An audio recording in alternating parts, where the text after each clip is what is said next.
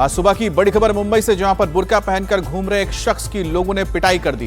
यह शख्स बुर्का पहनकर मुंबई के पार्क साइट इलाके में घूम रहा था और तभी स्थानीय लोगों को उसके हाव भाव पर शक हुआ। लोगों को शक था कि बुर्का पहनकर आया शख्स बच्चा चुराने आया है। जब जांच की गई तो पता चला कि बुर्का पहने हुए कोई महिला नहीं बल्कि 33 साल का तौसीफ मोहम्मद शेख था। वीडियो कल दोपहर का है जो इस वक्त आप देख रहे हैं। स्थानीय लोगों ने तौसीफ का बुर्का हटाया और उसकी पिटाई करनी शुरू कर दी। उसके बाद उसे पुलिस को सौंपा गया। पुलिस की जांच में यह पता चला कि तौसीफ पेशे से ऑटो रिक्शा चालक है। रिक्शा का किराया ना मिलने की वजह से वो कुछ लोगों को ढूंढ रहा था और पहचान छिपाने के लिए उसने बुर्का पहना था। हालांकि लोगों को इस बात का शक था कि ये बच्चों को चोरी करता है। ये तस्वीरें आप देख रहे हैं मुंबई में बुर्का पहने शख्स की। देखिए आम लोगों ने किस तरह से पिटाई की। दरअसल लोगों को इसके हाव भाव पर शक हुआ और जब लोगों को शक हुआ तो लोगों ने उसका बुर्का हटाकर देखा। बुर्के के नीचे कोई महिला नहीं बल्कि 33 साल का तौसीफ शेख था और लोगों ने उसकी एकाएक पिटाई करनी शुरू कर दी। मौके पर जब पुलिस पहुंची उसे पुलिस के हवाले किया गया। लेकिन ये उस वक्त की तस्वीरें आप देख रहे हैं जब आक्रोशित लोगों ने इस बुर्के के अंदर छुपे तौसीफ की पिटाई शुरू कर दी। आप देखिए आसपास आपको ट्रैफिक चलता हुआ नजर आ रहा होगा। स्कूटी दिख रही है, रिक्शा दिख रहा है और वहीं पर कुछ लोग इसकी पिटाई करते हैं। अब खबर पंजाब के पटियाला से, जहां पूर्व आईपीएस अधिकारी अमर सिंह चहल ने सोमवार को रिवॉल्वर से खुद को गोली मारकर आत्महत्या करने की कोशिश की। आईजी रैंक से रिटायर हुए थे। घटना के बाद उनकी हालत फिलहाल नाजुक बनी हुई है और उन्हें इलाज के लिए अस्पताल में भर्ती कराया गया है।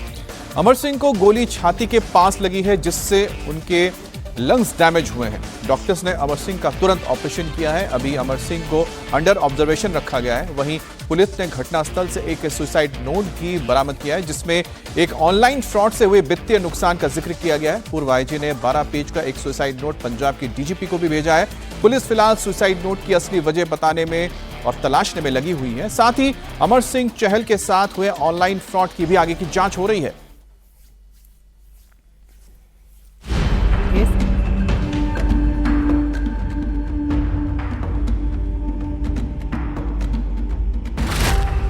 पूर्व आईजी से 8 करोड़ की ऑनलाइन ठगी।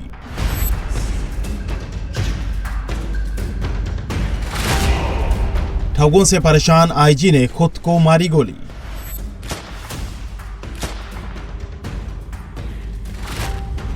बारह पत्रों के सुसाइड नोट पर लिखा, अर्जेंट आखिरी अपील।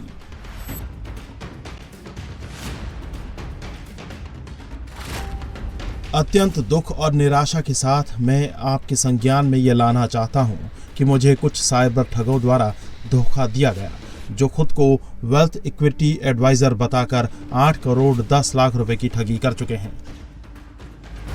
ये लाइनें पंजाब के पूर्व आईजी की डीजीपी के नाम लिखी 12 पेज की चिट्ठी का हिस्सा है, जिसमें पूर्व आईजी अमर सिंह चहल ने उनके साथ हुए ऑनलाइन फ्रॉड की सनसनीखेज कहानी बयां की है।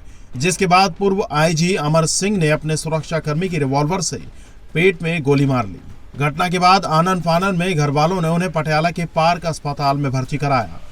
पूर्व आईजी अमरजीत चहल का इसी अस्पताल में जो है इलाज चल रहा है। दोपहर 3 बजे के आसपास उन्होंने खुद को पेट में गोली मारकर आत्महत्या करने की कोशिश की थी, लेकिन अभी फिलहाल इलाज जो है इस अस्पताल में चल रहा है। जो अमर सिंह चहल हैं उनके द्वारा कोई पुलिस कंप्लेंट की गई थी। हालांकि अभी परिवार जो है वो बात करने की स्थिति में नहीं है, लिहाजा अभी परिवार से कोई पूछताछ नहीं हुई है। हालांकि उन्होंने ये जरूर साफ किया कि परिवार से भी उन्होंने इस पूरे जो ठगी हुई है उसके बारे में कोई डिस्कशन नहीं की थी और अगर वो परिवार से या पुलिस से सहायता मांगते तो क्योंकि वो एक रिटायर्ड आईजी हैं तो जाहिर तौर पर उनकी फौरी तौर पर मदद की जा सकती थी। लेकिन इसमें एक खास बात यह रही क्योंकि जैसे ही उन्होंने अपना सुसाइड नोट अपने फ्रेंड सर्कल में बांटा, उनके साथ शेयर किया, तो पुलिस के पास इंफॉर्मेशन जाती है और पुलिस तुरंत हरकत में आती है और इसी वजह से उनको तुरंत उपचार के लिए ये नियर बाय अस्पताल में लेकर आया जाता है। अमर सिंह को गोली छाती के पास लगी जिससे उनका लीवर डैमेज हुआ। डॉक्टरों ने अमर सिंह का तुरंत ऑपरेशन किया। अभी अमर सिंह को अंडर ऑब्जर्वेशन रखा गया है। गन शॉट इनको चेस्ट में लगा था, लेफ्ट साइड चेस्ट में लगा था। इंजरी काफी क्रिटिकल थी। ब्लड लॉस जब हमारे पास आए तो ऑलमोस्ट 2 लीटर ब्लड लॉस हो चुका था और सांस लेने में भी मुश्किल हो रही थी। ठीक है, तो हमें इमीडिएटली ऑपरेशन में उनको शिफ्ट किया स्टेबलाइज करके शिफ्ट किया है और उनका एक बड़ा मेजर सर्जरी जो 2.5-3 घंटे चली है वो करा है। उसमें अंदर जो था इंजरीज काफी ज्यादा क्रिटिकल थी जो अब कंट्रोल में है। सर्जरी जो है सक्सेसफुली हमारी पूरी टीम ने की है, तो सर्जरी सक्सेसफुली हो गई है। तो जो मेन डेंजर वाला पार्ट था वो खत्म हो गया। अब हार्ट के पास लंग्स में बुलेट लगी हुई थी, तो अब अगले 12 से 24 घंटे जो है वो देखना है कि बॉडी किस तरह से रिकवर करती है। तो जो मेन पार्ट है वो हो गया, अब देखना है कि इनकी बॉडी किस तरह से रिकवर करती है। पूर्व आईजी ने खुद को गोली क्यों मारी, इसकी जांच पटियाला पुलिस ने शुरू कर दी है। हालांकि अमर सिंह ने 12 पेज का डीजीपी के नाम जो सुसाइड नोट लिखा है उसमें उन्होंने सीधे खुद को ऑनलाइन फ्रॉड का शिकार बताया है, जिसमें 8 करोड़ 10 लाख रुपए के ऑनलाइन फ्रॉड का जिक्र है। 12 पेज के सुसाइड नोट में उन्होंने बताया कि उनके साथ निवेश के नाम पर ठगी की गई है। वेल्थ इक्विटी एडवाइजर बताकर पैसे ठगे। ठग ने खुद को डीबीएस बैंक का सीईओ बताया। आईपीओ और ओटीसी ट्रेड में मुनाफे का झांसा दिया। 3 खातों से 8 करोड़ से ज्यादा रुपए ट्रांसफर किए। डैशबोर्ड पर दिखा रहा मुनाफा फर्जी निकला। पैसे निकालने की कोशिश पर शुरू हुई उगाही। अमर सिंह के दोस्तों का कहना है कि उनके साथ इस तरह की ठगी हुई है, इसकी किसी को जानकारी नहीं थी। नहीं आई जी, ਸਾਡੇ ਨਾਲ ਕੋਈ ਗੱਲ नहीं हुई सी जी। पिछले वैसे 10 के दिनों तो कदे मेरी गल भी नहीं हुई। कभी ऐसा हो कि वो टेंशन में हो या कुछ ऐसा हो? नहीं, कोई उन्होंने शो भी नहीं किया किसी ਨੂੰ ਜਿਹੜੇ ਵੀ ਜਾਣ ਪਛਾਣ ਦੇ। कभी ऐसा कुछ उन्होंने जिक्र किया? नो नो नो, कोई गल नहीं हुई। कभी इस बारे में कोई बात नहीं हुई कि ऑनलाइन ठगी? वो बढ़िया बंदे गल फालतू करते ही नहीं सी कोई भी, मतलब की गल करनी जिहदे नाल करनी। ईमानदार थे शायद, इसलिए इतनी बड़ी ठगी का शिकार भी हो गए। हो सकता, बिल्कुल ईमानदारी तो है ही सी उन्होंने। अमर सिंह के सुसाइड नोट की माने तो उनके साथ निवेश के पैसे निकालने की कोशिश के बाद उगाही शुरू हुई। 5 करोड़ रुपए निकालने की कोशिश की तो उनसे 1.5% सर्विस फीस और 3% टैक्स के नाम पर 2.25 करोड़ रुपए वसूल लिए गए। इसके बाद भी पैसे नहीं दिए गए और दोबारा 2 करोड़ रुपए लिए। इसके बाद 20 लाख रुपए प्रीमियम मेंबरशिप फीस के नाम पर मांगे गए। पूर्व आईजी के साथ ठगी के बारे में ना तो उनके करीबियों को पता था, ना ही उनके पड़ोसियों को, यहाँ तक कि उनके परिवार वालों को ठगी की कोई जानकारी नहीं थी। नहीं, परिवार को नहीं पता था। It was very unfortunate. अगर सर परिवार से बात करते, जब पुलिस परिवार जो हमारे डीजी सर से लेकर एसएसपी सर तक किसी से भी बात करते, तो मैं बड़ा इस बात में आश्वस्त हूं। तो इसका हल निकलता, इसका लीगली लॉजिस्टिक हल निकलता। जो सर ने इतना एक्सट्रीम स्टेप लिया, इसकी नौबत ना आती। उन्होंने कोई शिकायत पहले नहीं दी थी? नहीं सर, वो he was very honest and upright officer. तो जब उनके साथ ये हुआ तो वो अपने सेल में चले गए और उसी का ये नतीजा है। वहीं अमर सिंह चहल ने अपने सुसाइड नोट में बताया कि कैसे ठगों ने ट्रैप करके उनके साथ ठगी की वारदात को अंजाम दिया। एक शख्स खुद को डीबीएस का सीईओ डॉक्टर रजत वर्मा बताकर रोजाना शेयर बाजार, आईपीओ और ट्रेडिंग से जुड़े टिप्स देने लगा। उनकी प्रोफाइल में सीईओ की फोटो लगी थी। इससे निवेशकों का भरोसा मजबूत होता गया। ग्रुप में सवाल पूछने की छूट थी और जवाब तुरंत मिलते थे। कुछ समय बाद निवेशकों को एक ऑनलाइन डैशबोर्ड दिखाया गया जिसमें 4 तरह की स्कीम बताई गई। Daily trade, stocks, OTC trade, IPO, quantitative funds के बारे में जानकारी दी गई। इस स्कीम में पिछले से ज्यादा रिटर्न दिखाया जाता था। ग्रुप ने दावा किया कि डीबीएस ग्रुप को आईपीओ में डिस्काउंटेड रेट पर शेयर मिलते हैं। ओटीसी शेयर में 30 से 40% और क्वांटिटेटिव फंड्स में 50% से ज्यादा रिटर्न दिखाया गया। सुसाइड नोट के मुताबिक अमर सिंह को ठगों ने इस तरह फंसाया था जिससे वो निकल ही नहीं पा रहे थे। अमर सिंह ने 3 बैंक खातों से 8 करोड़ से ज्यादा की रकम ट्रांसफर की। ये खाते एक्सिस, एचडीएफसी और आईसीआईसीआई बैंक में थे। इनमें से 7 करोड़ रुपए पूर्व आईजी ने उधार लिए थे। सुसाइड नोट में अमर सिंह ने bank details, IFSC code, transaction record दिखाए हैं। फिलहाल पुलिस इस पूरे मामले की जांच में जुटी है। साथ ही पूर्व आईजी के साथ जो ठगी हुई वो रकम किन खातों में गई, इसकी भी जांच की जा रही है। सुसाइड नोट है वो हमारे पास है और उसके बाद अभी हमें परिवार से और बाकी से इस बारे में, वो मेंटल स्टेज में नहीं है, दे इन ट्रॉमा कि उनसे पूछ सकें, परिवार और फैमिली और फ्रेंड से। तो कल तक they will be fine, then वो सारी चीज करके हम प्रॉपरली प्रोसीड करेंगे। एक आईजी स्तर का अधिकारी वो इस तरह से एक ऑनलाइन ठगी में फंसता है तो काफी ये सरप्राइज है ये। सर बिल्कुल सर, और मैं तो आपके माध्यम से भी बोलूंगा भी ऑनलाइन चीजों अगर कुछ करनी है, you should double triple verify the things. और बाकी जो अभी आप जैसे कह रहे हैं ऑनलाइन ठगी और जहाँ कोई मार्केट में लगा दिया शेयर्स में, वो सारी चीजें वेरीफाई कर लेंगे। एक बार सर ठीक हो जाए और उसके बाद फैमिली नॉर्मल हो जाए, फ्रेंड्स नॉर्मल हो जाए, देन वी विल प्रोसीड। और यूपी के संभल से हैरान करने वाली ये खबर आ रही है। संभल में एक महिला ने 2 बॉयफ्रेंड के साथ मिलकर अपने कारोबारी पति को मार डाला और फिर उसके शव को ग्राइंडर से कई टुकड़ों में काटकर ठिकाने लगा दिया। पति की हत्या के बाद मृतक राहुल की पत्नी रूबी ने पुलिस में अपने पति की गुमशुदगी की शिकायत दर्ज करवाई और फिर मामले की जांच शुरू हुई। संभल पुलिस को 27 दिन बाद एक पॉलिथीन में बंद डेड बॉडी मिली, जिसे कई टुकड़ों में काटा गया था। पुलिस ने फॉरेंसिक टीम की मदद से हत्या में उपयोग में लाए गए एक सामान को बरामद कर लिया। तो जिस ग्राइंडर से राहुल के शव को काटा गया था, उसकी बरामदगी के साथ ही पत्नी और उसके बॉयफ्रेंड को भी पुलिस ने गिरफ्तार कर अब जेल भेज दिया है।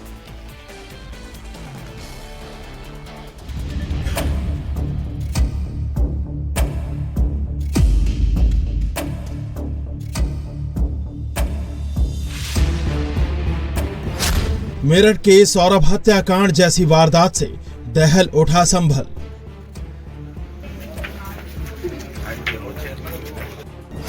नीले ड्रम का खौफ बरकरार, अब ग्राइंडर से पति पर वार।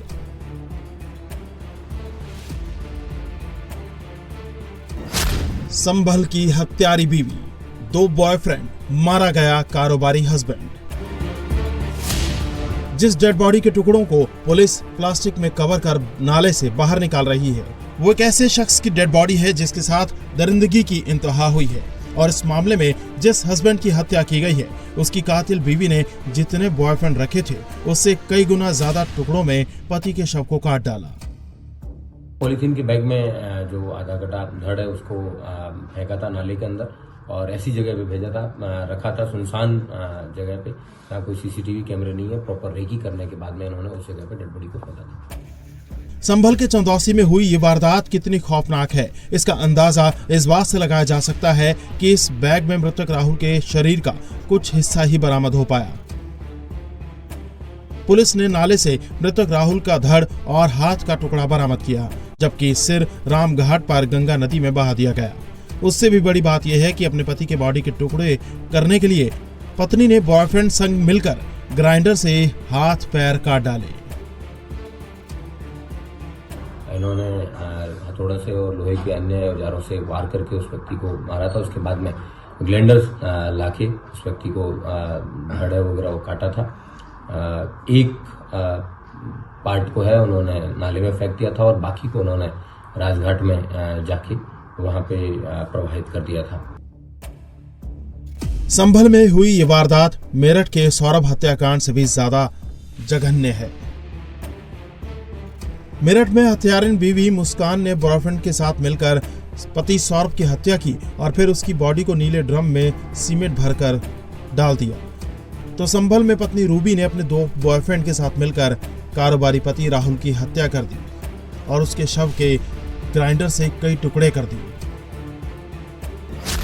तीनों ने पहले लोहे की रॉड और जूते में कील ठोकने वाले हथौड़े से राहुल के सिर पर वार किया। फिर मौत होने के बाद ग्राइंडर से शव के कई टुकड़े कर दिए। मृतक के धड़ और कटे हुए हाथ को घर से 800 मीटर दूर नाले में फेंक दिया, जबकि सिर को रामघाट नदी में बहा दिया गया। कपड़े भी जला दिए। पति के शव को ठिकाने लगाने के बाद पत्नी ने खुद को बचाने के लिए 6 दिन यानी 18 नवंबर को पति के लापता होने की शिकायत पुलिस में दर्ज कराई। 27 दिन बाद पुलिस ने नाले किनारे पॉलिथीन में सड़ा गला आधा शव बरामद किया।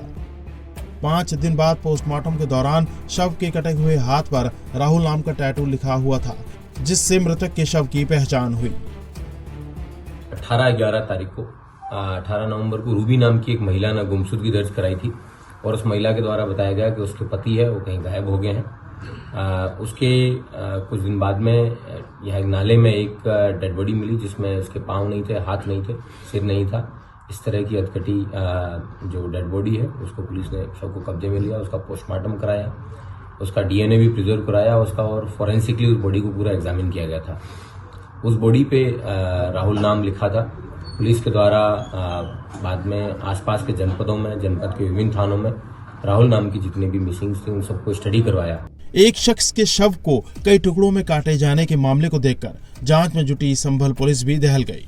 पुलिस को पत्नी से पूछताछ में शक हुआ, जिसके बाद मृतक राहुल के घर पहुंचकर पुलिस ने जब छानबीन की तो वारदात में इस्तेमाल की गई लोहे की रॉड और हीटर पर खून के कुछ धब्बे मिले।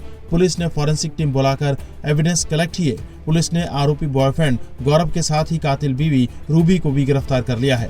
पुलिस की पूछताछ में खुलासा हुआ कि राहुल ने अपनी बीवी को उसके बॉयफ्रेंड गौरव के साथ आपत्तिजनक हालत में पकड़ लिया था, जिसके बाद इन दोनों ने मिलकर राहुल को रास्ते से हटाने का प्लान बनाया और फिर उसकी बेरहमी से हत्या कर दी। गहनता से जांच करने पे पता चला कि राहुल की पत्नी जो रूबी है उसी ने ही राहुल की हत्या की थी और उसने अपने बॉयफ्रेंड जिसका नाम गौरव है उसके साथ मिलके जिनको उसने मृतक ने रंगे हाथों पकड़ लिया था अवैध संबंध बनाते हुए, उसके बाद में इन लोगों ने उसको अपने रास्ते से हटाने की ठानी थी। इस प्रकार इन दोनों व्यक्तियों को जिनके नाम गौरव और रूबी, इन दोनों को गिरफ्तार करके आज जेल भेजा जा रहा है। उत्तर प्रदेश के महोबा में वन विभाग ने गांव में घुसा एक लकड़बग्घे को पकड़ा है। ये लकड़बग्घा कई दिनों से गांव के बाहर घूमता हुआ नजर आ रहा था, जिससे वहां छोटे बच्चों और पालतू जानवरों को खतरा पैदा हो गया था। गांव वालों की शिकायत के बाद वन विभाग की टीम एक्शन में आई और 2 दिन की मशक्कत के बाद लकड़बग्घे को पकड़ लिया। वन विभाग की टीम अब लकड़बग्घे को सुरक्षित जंगल में छोड़ने की तैयारी कर रही है। पिंजरे में कैद इस लकड़बग्घे ने महोबा के सिरसी कला गांव के लोगों को दहशत के साए में जीने को मजबूर कर दिया था और दहशत की वजह थी इस जानवर की ये चहलकदमी। ये खूंखार जानवर गांव के रास्ते पर चहलकदमी कर रहा था। इन तस्वीरों को जिसने भी देखा वो खौफ में आ गया। ये जानवर छोटे बच्चों को अपना निशाना बना सकता था। घर के पालतू जानवरों को भी इससे खतरा था, इसीलिए किसान लाठी डंडे लेकर आए और इसे वहां से खदेड़ दिया।